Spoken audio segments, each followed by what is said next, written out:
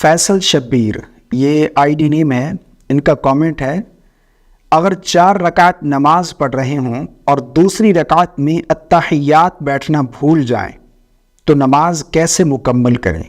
کیا نماز ہو جائے گی یا پھر وہ نماز دوبارہ پڑھنی ہوگی؟ رہنمائی فرمائیں۔ بھائی نے ایک بہت اچھا سوال پوچھا ہے۔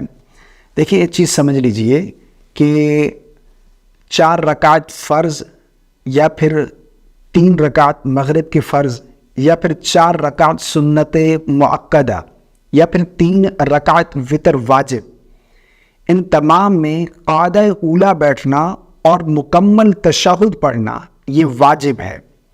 یعنی 4 رکعت فرض جو ظہر کے 4 رکعت فرض ہیں، یا عصر کے 4 رکعت فرض، یا پھر عشاء کے 4 رکعت فرض، یا پھر 3 رکعت مغرب کے فرض، یا پھر 3 رکعت وتر واجب، یا پھر 4 رکعت سنت مؤکدہ، یعنی جو ظہر سے قبل 4 رکعت سنت مؤکدہ ہیں، اور اسی طرح جمعۃ المبارک میں 4 رکعت سنت مؤکدہ اور بعد والی 4 رکعت سنت مؤکدہ۔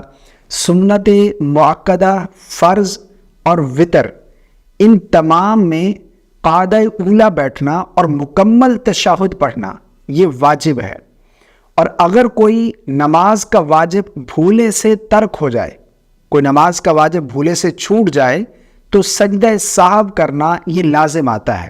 اگر آپ سجدہ سہو کر لیتے ہیں تو آپ کی نماز درست ہو جائے گی، ورنہ اس نماز کا لوٹانا یہ آپ کے اوپر واجب ہے، یعنی وہ نماز واجب الاعادہ ہوگی۔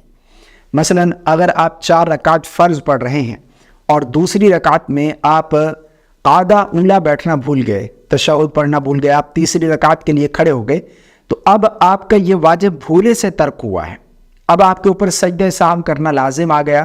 اپنی نماز کو آپ کنٹینیو رکھیں اور مکمل نماز پڑھنے کے بعد جب آخری قاعدہ بیٹھے تو اس میں تشہد پڑھنے کے بعد دائیں جانب سلام پھیریں اور پھر 2 سجدے کریں، پھر اٹھ کر بیٹھیں، تشہد، درود اور دعا پڑھ کر دائیں بائیں سلام پھیر دیں، تو اس طرح آپ کی نماز درست ہو جائے گی۔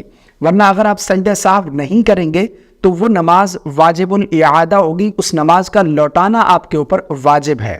اور ایک چیز یہاں پر اور بھی کلیئر کرتا چلوں کہ اگر بھولے سے کوئی واجب ترک ہو جائے تو سجدہ سہو کرنا، اور سجدہ سہو کرنے سے آپ کی نماز درست ہوگی، ورنہ جان بوجھ کر اگر آپ کوئی واجب ترک کرتے ہیں تو آپ چاہے سجدہ سہو ہی کیوں نہ کر لیں تو آپ کی نماز درست نہیں ہوگی۔